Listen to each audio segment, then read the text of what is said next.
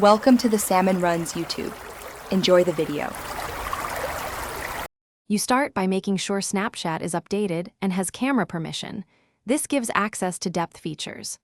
Once done, open Snapchat and quickly switch to the front or rear camera, depending on your subject.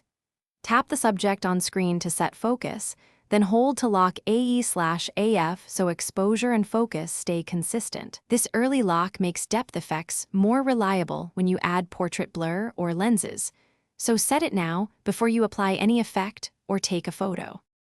Next, apply the portrait style effect inside Snapchat by opening the lens carousel and choosing a portrait or background blur lens. You can also search for portrait to find the updated lens.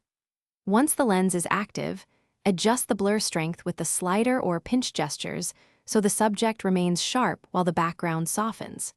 Make sure you're about 1 to 2 meters from your subject to preserve natural depth. And relock focus if the camera refocuses. This keeps the blur consistent during capture. To finish, capture your portrait-style snap and use the on-screen sliders to tweak brightness or crop before you save. Tap Save to camera roll or send straight to friends. Make sure Save to Memories is set if you want a backup copy.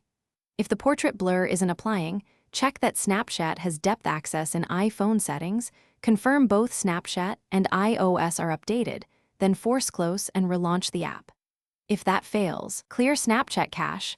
This fixes most lens loading glitches quickly. Thanks for watching. Consider subscribing if we helped you.